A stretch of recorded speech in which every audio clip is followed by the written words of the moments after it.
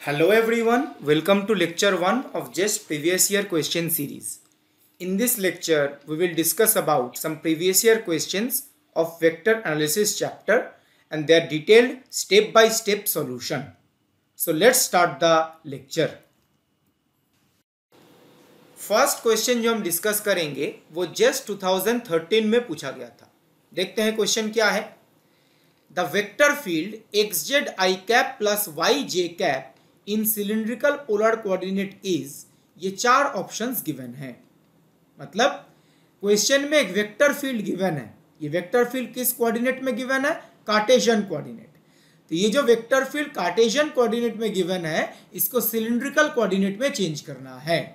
तो यही पूछा गया है, इस वेक्टर फील्ड का मैथमेटिकल एक्सप्रेशन सिलिंड्रिकल कोऑर्डिनेट में क्या होगा. ठीक है, और ये चार ऑप्शंस गिवन है. तो क्वेश्चन क्लियर है, तो इसको सॉल्व करते हैं. देखिए, किसी वेक्टर को अगर हम कार्टेशियन कोऑर्डिनेट में रिप्रेजेंट करते हैं तो हम क्या लिखते हैं? ax i cap plus ay j cap plus az k cap. i cap j cap k cap क्या है? Unit vectors along x axis y axis z axis. तो कार्टेशियन कोऑर्डिनेट में किसी भी वेक्टर को इस तरीके से रिप्रेजेंट किया जाता है. i cap j cap k cap are the unit vectors. Similarly इसी वेक्टर को अगर हम सिलिंड्रिकल कोऑर्डिनेट में रिप्रेजेंट करें तो कैसा दिखेगा? a rho rho cap plus a phi phi cap plus a z z cap. यहां पर rho cap phi cap z cap are unit vectors in cylindrical coordinate. तो किसी भी वेक्टर को सिलिंड्रिकल कोऑर्डिनेट में हम इस तरीके से रिप्रेजेंट करते हैं. ध्यान रखिएगा, कार्टेशियन कोऑर्डिनेट में ax ay az ये किसके फंक्शंस है? x y z के. और सिलिंड्रिकल कोऑर्डिनेट में a rho a phi az ये किसके फंक्शंस होंगे? रो फाई z के. तो क्वेश्चन में बेसिकली हमें वेक्टर कार्टेशियन कोऑर्डिनेट में गिवन है, हमें इस वेक्टर को सिलिंड्रिकल कोऑर्डिनेट में कन्वर्ट करना है. ठीक है, और एक पॉइंट इंपॉर्टेंट है, यहां पे जो rho cap phi cap z cap को हमने क्या बोला? Unit vector in cylindrical coordinate. ये rho cap phi cap z cap को ही ऑप्शंस में ई रो ई फाई ई जेड बोला गया है. ये एक डिफरेंट नोटेशन है जो यूज किया जाता है. रो कैप के बदले e rho cap, phi cap के बदले e phi cap and z cap के बदले ई जेड कैप. ये जो यूनिट वेक्टर्स है rho cap phi cap z cap, इनके लिए ये एक डिफरेंट नोटेशन भी यूज होता है, e rho cap e phi cap e z cap. जो क्वेश्चन में ऑप्शन गिवन है वो e rho cap e phi cap e z cap इस नोटेशन के अकॉर्डिंग गिवन है. तो कंफ्यूज मत होइएगा, ई रो कैप का मतलब rho cap, e phi cap का मतलब phi cap, e z cap का मतलब z cap. Okay, now vector field अगर कार्टेशियन कोऑर्डिनेट में गिवन है तो उसको सिलिंड्रिकल कोऑर्डिनेट में चेंज करने के लिए क्या फॉर्मूला यूज करते हैं? This is the conversion formula. इस फॉर्मूले को यूज करके कोई वेक्टर फील्ड अगर कार्टेशियन कोऑर्डिनेट में है उसको हम सिलिंड्रिकल कोऑर्डिनेट में चेंज कर सकते हैं. देखिए क्या फॉर्मूला है. राइट हैंड साइड नोटिस कीजिए. राइट हैंड साइड में ये जो कॉलम मैट्रिक्स है इसके तीन एलिमेंट्स क्या है? ax ay az. तो these are the components of the vector in Cartesian coordinate. ये ax ay az क्या है? वेक्टर के कंपोनेंट्स है कार्टेशियन कोऑर्डिनेट में जो क्वेश्चन में गिवन है. नाउ इस कॉलम मैट्रिक्स के साथ अगर आप ये ट्रांसफॉर्मेशन मैट्रिक्स मल्टीप्लाई करते हैं, ठीक है, तो हमें क्या मिलेगा? ये कॉलम मैट्रिक्स मिलेगा. और इस कॉलम मैट्रिक्स के एलिमेंट्स क्या रिप्रेजेंट करते हैं? A rho a phi a z and a rho a phi a z represents the components of the vector in cylindrical coordinate. तो ax ay az क्या था? Components of the vector in Cartesian coordinate. तो इस column matrix को अगर आपने इस transformation matrix से मल्टीप्लाई किया तो आपको ये कॉलम मैट्रिक्स मिलेगा। और इस कॉलम मैट्रिक्स के जो एलिमेंट्स हैं a rho, a phi, a Z, ये क्या रिप्रेजेंट करते हैं? ये रिप्रेजेंट करते हैं components of the vector in cylindrical coordinate. तो ये जो ट्रांसफॉर्मेशन मैट्रिक्स है, इस ट्रांसफॉर्मेशन मैट्रिक्स का यूज करके हम वेक्टर को कार्टेशियन कोऑर्डिनेट से सिलिंड्रिकल कोऑर्डिनेट में चेंज कर सकते हैं। तो नेक्स्ट क्वेश्चन में जो वेक्टर फील्ड है इसके अकॉर्डिंग कैलकुलेशन करते हैं यूजिंग दिस कन्वर्शन फॉर्मूला।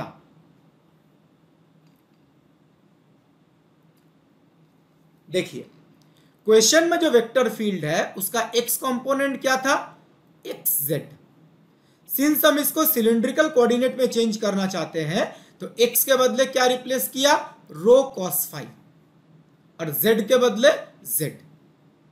यहां पे बेसिकली हमने सिलिंड्रिकल कोऑर्डिनेट और कार्टेशियन कोऑर्डिनेट के बीच में जो रिलेशन होता है वो यूज किया है। तो उस रिलेशन के अकॉर्डिंग एक्स इक्वल टू होता है rho cos phi and z equal to होता है z। क्वेश्चन में जो वेक्टर गिवन है उसका y कंपोनेंट कितना था?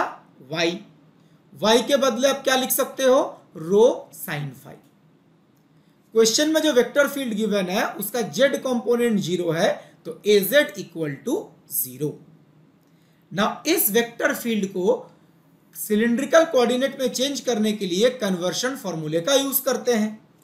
तो ये जो कन्वर्शन फॉर्मूला है ये पिछले स्लाइड में बताया गया था। हम यहां पे क्या करेंगे? ax के बदले रो z cos फाई रिप्लेस कर देंगे, ay के बदले रो साइन फाई रिप्लेस कर देंगे, az के बदले 0 रिप्लेस कर देंगे। तो देखिए ax, ay, az के बदले ये 3 रिप्लेस किए गए हैं। ठीक है, ax के बदले रो z cos फाई, ay के बदले रो साइन फाई, az के बदले 0। और इसके साथ मल्टीप्लिकेशन में क्या है? Transformation matrix. इस ट्रांसफॉर्मेशन मैट्रिक्स का काम क्या है? कि कोई वेक्टर जो कार्टेशियन कोऑर्डिनेट में है उसको सिलिंड्रिकल कोऑर्डिनेट में कन्वर्ट करना। इस ट्रांसफॉर्मेशन मैट्रिक्स का ये काम है। तो नेक्स्ट स्टेप में हम क्या करेंगे? ये जो ट्रांसफॉर्मेशन मैट्रिक्स है इसके साथ इस कॉलम मैट्रिक्स का मल्टीप्लिकेशन कर देंगे। तो इस ट्रांसफॉर्मेशन मैट्रिक्स के साथ अगर इस कॉलम मैट्रिक्स का मल्टीप्लिकेशन करते हैं तो ये आ जाएगा नॉर्मल मैट्रिक्स मल्टीप्लिकेशन। कोई स्पेशल ट्रिक नहीं है, नॉर्मल मैट्रिक्स मल्टीप्लिकेशन का टेक्निक यूज किया गया है। जैसे आप देखिए first row and first column multiply करेंगे तो आएगा rho z cos square phi plus rho sine square phi. Second row first column multiply करेंगे तो minus rho z sine phi plus rho sine phi cos phi. Third row and first column multiply करेंगे तो 0 आ जाएगा। तो transformation matrix के साथ ये कॉलम मैट्रिक्स मल्टीप्लाई करेंगे तो आपको ये कॉलम मैट्रिक्स मिल जाएगा। तो इसमें ये जो पहला एलिमेंट है rho z cos square phi plus rho sine square phi, ये क्या रिप्रेजेंट करता है? ए रो। जो दूसरा एलिमेंट है ये क्या रिप्रेजेंट करता है? ए फाई। और जो तीसरा एलिमेंट है वो क्या रिप्रेजेंट करता है? ए जेड। ठीक है, तो मैट्रिक्स मल्टीप्लिकेशन करके हमने ये कॉलम मैट्रिक्स कैलकुलेट किया। कॉलम मैट्रिक्स का जो पहला एलिमेंट है वो ए रो को रिप्रेजेंट करेगा। कॉलम मैट्रिक्स का जो दूसरा एलिमेंट है वो ए फाई को रिप्रेजेंट कर रहा है, और जो तीसरा एलिमेंट है वो ए जेड को रिप्रेजेंट कर रहा है। And these are nothing but the components of the given vector field in cylindrical coordinate. ये क्या है? ये गिवन वेक्टर फील्ड के कंपोनेंट्स हैं इस कोऑर्डिनेट में, सिलिंड्रिकल कोऑर्डिनेट में। तो अगर आपने ए rho, a phi, a Z calculate कर लिया तो वेक्टर फील्ड भी काफी आसानी से लिख सकते हैं। जस्ट क्या करना पड़ेगा? ए रो के साथ रो कैप, ए फाई के साथ फाई कैप, ए जेड के साथ जेड कैप। आपको यूनिट वेक्टर्स अटैच करने पड़ेंगे। तो देखिए करेक्ट आंसर कौन सा है? करेक्ट आंसर है ऑप्शन ए। ऑप्शन ए में ये जो क्वांटिटी है ये क्या रिप्रेजेंट कर रहा है, ए रो, और ये जो क्वांटिटी है ये रिप्रेजेंट कर रहा है ए फाई, और ए जेड तो जीरो है, तो ये ए rho a phi a Z already हमने कैलकुलेट किया, उसके अकॉर्डिंग देखिए यही वेक्टर आ जाएगा। ए रो के साथ क्या होता है, रो कैप यूनिट वेक्टर, रो कैप के बदले ई रो कैप है। ए फाई के साथ क्या होता है, फाई कैप, फाई कैप के बदले क्या है, ई फाई कैप। अब ए जेड तो जीरो है तो थर्ड कंपोनेंट जीरो है, तो given vector field Cartesian coordinate में था, कन्वर्शन फॉर्मूला यूज करके उसको अगर आप सिलिंड्रिकल कोऑर्डिनेट में चेंज करते हैं तो ये वेक्टर हमें मिल जाएगा। So first option is the correct one for the given question. I think question और इसको सॉल्व करने का जो मेथड बताया गया ये क्लियर है। मैं आगे प्रोसीड करूंगा। नेक्स्ट क्वेश्चन जो हम डिस्कस करेंगे वो जस्ट 2017 में पूछा गया था। क्वेश्चन क्या है, what is the equation of the plane which is tangent to the surface XYZ equal to 4 at the point 1, 2, 2। मतलब हमें एक सरफेस का इक्वेशन गिवन है, एक 3 डायमेंशनल सरफेस का इक्वेशन। इस सरफेस के ऊपर एक पॉइंट है 1, 2, 2। इस 1, 2, 2 पॉइंट पे जो टेंजेंट प्लेन होगा उस टेंजेंट प्लेन का इक्वेशन हमें कैलकुलेट करना है, और ये 4 ऑप्शंस क्वेश्चन में गिवन है। तो किसी 3 डायमेंशनल सरफेस के ऊपर किसी पॉइंट पे टेंजेंट प्लेन का इक्वेशन कैसे कैलकुलेट करते हैं, क्या फॉर्मूला यूज किया जाता है, देखते हैं। तो देखिए, the equation of the tangent plane to the surface phi equal to constant at the point x0 y0 z0 will be this. मतलब हमारे पास एक सरफेस है, सरफेस का इक्वेशन क्या है, phi is equal to constant, c is a constant quantity, phi is a function of xyz and c is a constant quantity. तो surface का इक्वेशन है phi equal to constant. Now इस surface के ऊपर अगर आप एक पॉइंट कंसीडर करते हैं x0 y0 z0, इस पॉइंट पे अगर आप टेंजेंट प्लेन ड्रॉ करते हैं उस टेंजेंट प्लेन का इक्वेशन होगा ये। इक्वेशन क्या है, x minus x0 into del phi del x at x0 y0 z0 plus y minus y0 into del phi del y at x0 y0 z0 plus z minus z0 into del phi del z at x0 y0 z0 equal to 0।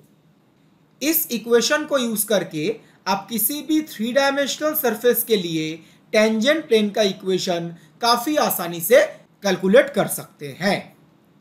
तो इस question में जो surface given है इसके लिए tangent plane का equation क्या होगा, कैलकुलेट करते हैं। नाउ इस क्वेश्चन में जो सरफेस गिवन है वो है XYZ इक्वल टू 4। तो आप देखिए ये जो सरफेस का इक्वेशन गिवन है ये इसी फॉर्मेट का है, phi equal to constant. Phi किसका फंक्शन होता है, XYZ का। यहाँ पे फाई के बदले क्या है, x into y into z, और 4 जो है वो बेसिकली इस कांस्टेंट c को रिप्रेजेंट कर रहा है। तो जैसे बताया गया था ये फाई इक्वल टू कांस्टेंट किसी 3 डायमेंशनल सरफेस को रिप्रेजेंट करता है, तो क्वेश्चन में जो सरफेस का इक्वेशन है वो फाई इक्वल टू कांस्टेंट इसी फॉर्मेट को फॉलो कर रहा है। नाउ हमें क्या करना है, हमें इस सरफेस के ऊपर एक पॉइंट है 1, 2, 2, इस पॉइंट पे टेंजेंट प्लेन का इक्वेशन कैलकुलेट करना है। ओके, तो अब देखिए जो 1, 2, 2 पॉइंट है ये x0 y0 z0 इसी फॉर्मेट को फॉलो कर रहा है। x0 का वैल्यू 1 है, y0 का वैल्यू 2 है, z0 का वैल्यू 2 है। So we have to calculate the equation of the tangent plane to the given surface at the point 1, 2, 2, जिसको हम x0 y0 z0 कंसीडर कर सकते हैं। ना जो बताया गया टेंजेंट प्लेन का इक्वेशन क्या होता है, टेंजेंट प्लेन का इक्वेशन ये होता है, this is the equation of the tangent plane at the point x0 y0 z0। ठीक है, अब हम क्या करेंगे, यहां पे जो x0 है, देखिए x0 y naught, z naught, तो x naught, y naught, z naught के बदले क्या करेंगे, 1 2 2 रिप्लेस कर देंगे।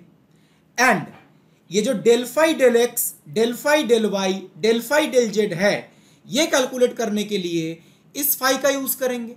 फाई क्या है, x into y into z, तो इस फाई का यूज करके आप del phi del x, del phi del y, del phi del z काफी आसानी से कैलकुलेट कर सकते हैं। So let's do it. तो x माइनस एक्स नॉट के बदले आ जाएगा x minus 1, del phi del x, तो फाई है एक्स वाई जेड, इसका x के रेस्पेक्ट में पार्शियल डेरिवेटिव कैलकुलेट करेंगे तो आएगा वाई जेड, और वाई जेड का वैल्यू किस पॉइंट पे कैलकुलेट करना है, 1 2 2, ठीक है। y माइनस वाई नॉट के बदले आ गया y minus 2, del phi del y, phi का अगर आप y के रेस्पेक्ट में पार्शियल डेरिवेटिव करते हैं तो आएगा xz, और xz का वैल्यू किस पॉइंट पे कैलकुलेट करना है, 1 2 2, 1 2 2 basically x naught y naught z naught को रिप्रेजेंट कर रहा है। Similarly third part, z minus z naught के बदले z minus 2, del phi del z आ जाएगा xy, और xy का वैल्यू 1 2 2 इस पॉइंट पे कैलकुलेट करना है। ओके, तो नेक्स्ट लाइन में क्या किया गया, yz का वैल्यू अगर आपने 1 2 2 इस पॉइंट पे कैलकुलेट किया तो आ जाएगा 4, xz इसका वैल्यू अगर आपने 1 2 2 पॉइंट पे कैलकुलेट किया तो आ जाएगा 2, xy इसका वैल्यू अगर आपने 1 2 2 पॉइंट पे कैलकुलेट किया तो आ जाएगा 2। नाउ आप इस फॉर्मेट को सिंप्लीफाई कर सकते हैं, तो इस फॉर्मेट को अगर आप सिंप्लीफाई करते हैं तो फाइनल रिजल्ट आएगा 2x plus y plus z equal to 6। Just आप इसको सिंप्लीफाई करो, you will get 2x plus y plus z equal to 6, and this is nothing but the equation of the tangent plane to the given surface at the point 1 2 2। ये जो equation आया है यही tangent plane का equation है, किस point पे, 1 2 2 point पे। क्वेश्चन में हमें ये सरफेस का इक्वेशन गिवन था, इस सरफेस के ऊपर 1 2 2 पॉइंट पे टेंजेंट प्लेन का इक्वेशन ये आ जाएगा। कौन सा ऑप्शन करेक्ट है, देखिए डी ऑप्शन मैच कर रहा है। डी ऑप्शन में गिवन है 2x plus y plus z equal to 6। I think किसी भी 3 डायमेंशनल सरफेस के लिए टेंजेंट प्लेन का इक्वेशन कैसे कैलकुलेट करते हैं ये क्लियर है एवरीवन। मैं नेक्स्ट क्वेश्चन में प्रोसीड कर रहा हूं। नेक्स्ट क्वेश्चन जो हम डिस्कस करेंगे वो जस्ट 2019 में पूछा गया था। क्वेश्चन क्या है, if vector r be the position vector of a point on a closed contour C, then what is the value of the line integral this one. मतलब हमारे पास एक क्लोज्ड कर्व है C, इस क्लोज्ड कर्व के ऊपर आप कोई भी एक पॉइंट कंसीडर कर लीजिए, उस पॉइंट का पोजीशन वेक्टर है वेक्टर R, ठीक है। तो क्लोज्ड कर्व C के ऊपर आपने कोई भी पॉइंट कंसीडर किया, उस पॉइंट का पोजीशन वेक्टर है वेक्टर R। नाउ इस वेक्टर R का लाइन इंटीग्रेशन इस C कर्व के अलोंग क्या होगा। ओके, 4 ऑप्शंस गिवन है, 0, 1/2, 1 एंड पाई। नाउ इस क्वेश्चन को सॉल्व कैसे करेंगे, क्वेश्चन में जो कर्व गिवन है वो एक क्लोज्ड कर्व है, और क्लोज्ड कर्व के अलोंग हमें एक वेक्टर का लाइन इंटीग्रेशन कैलकुलेट करना है। ये याद रखिएगा, to calculate line integral of a vector along a closed curve we can use Stokes theorem. किसी क्लोज्ड कर्व के अलोंग वेक्टर का लाइन इंटीग्रेशन कैलकुलेट करने के लिए हम स्टोक्स थ्योरम का यूज कर सकते हैं। नाउ स्टोक्स थ्योरम क्या है, Stokes theorem is this, if S is a open two-sided surface enclosed by a closed curve C, तो S एक ओपन टू साइडेड सरफेस है जिसको एक क्लोज्ड कर्व C एनक्लोज कर रहा है, then line integration of vector A along the curve C will be equal to surface integration of curl of A over the surface S। मतलब closed curve C के along A का अगर आप line integration calculate करो या open surface S के ऊपर curl of A का सरफेस इंटीग्रेशन कैलकुलेट करो, दोनों में सेम रिजल्ट आएगा। क्लोज्ड कर्व C के अलोंग A का line integration and open surface s के ऊपर कर्ल ऑफ ए का सरफेस इंटीग्रेशन सेम रिजल्ट देगा। And this is nothing but the Stokes theorem. Provided s क्या होना चाहिए, open two sided surface, and this surface should be enclosed by a closed curve c. ठीक है, तो इस Stokes theorem का use करके हम इस क्वेश्चन को काफी आसानी से सॉल्व कर सकते हैं। इस क्वेश्चन में हमें यह लाइन इंटीग्रल सॉल्व करना है। बेसिकली क्या है, वेक्टर आर का line integral closed curve C के अलोंग। ठीक है, तो line integral of vector r along the curve C. Since ये कर्व क्लोज्ड है तो हम यहां पे स्टोक्स थ्योरम अप्लाई कर सकते हैं। स्टोक्स थ्योरम में जो वेक्टर ए था, वेक्टर ए के बदले यहां पे क्या है, वेक्टर आर। तो अगर आप स्टोक्स थ्योरम यूज करते हैं तो इस लाइन इंटीग्रल को आप लिख सकते हो surface integral of curl of r. तो स्टोक्स थ्योरम के अकॉर्डिंग कर्ल ऑफ आर ये बेसिकली किसको रिप्रेजेंट कर रहा है, कर्ल ऑफ ए को रिप्रेजेंट कर रहा है, कर्ल ऑफ वेक्टर ए। तो स्टोक्स थ्योरम का यूज करके हम इस लाइन इंटीग्रेशन को ऐसे लिख सकते हैं। नाउ वेक्टर आर क्या था, vector r is the position vector of any point on the closed curve C. Vector r किसी भी आर्बिट्ररी पॉइंट का पोजीशन वेक्टर है। तो हम लिख सकते हैं vector r is equal to x i cap plus y j cap plus z k cap. जो क्लोज्ड कर्व सी के ऊपर पॉइंट है उसका कोऑर्डिनेट मान लेते हैं एक्स वाई जेड। तो क्लोज्ड कर्व सी के ऊपर जो पॉइंट है उसका कोऑर्डिनेट अगर एक्स वाई जेड है तो पोजीशन वेक्टर क्या होगा, x i cap Y j cap Z k cap. Now इस पोजीशन वेक्टर का अगर आप कर्ल कैलकुलेट करो, कर्ल का जो स्टैंडर्ड फॉर्मूला है, तो कर्ल को हम डिटर्मिनेंट के फॉर्म में लिखते हैं। डिटर्मिनेंट फर्स्ट रो में आएगा i cap j cap k cap, second row में आएगा del del x del del y del del z, third row में क्या आएंगे, वेक्टर के कंपोनेंट्स। तो वेक्टर के कंपोनेंट्स क्या है, एक्स वाई जेड। तो एक्स वाई जेड जो वेक्टर के कंपोनेंट्स हैं वो थर्ड रो में आ जाएंगे। नाउ इस डिटर्मिनेंट का वैल्यू क्या होगा ये काफी आसानी से आप कैलकुलेट कर सकते हैं। ठीक है, तो देखिए आई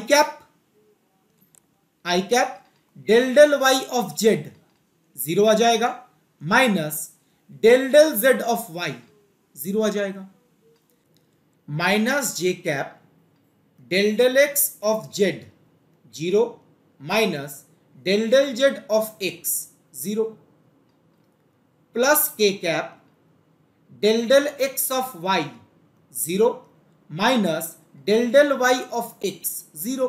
इसे नॉर्मल डिटर्मिनेंट कैलकुलेट करते हैं, सेम टेक्निक। तो ये क्या आ रहा है, it is coming out to be 0।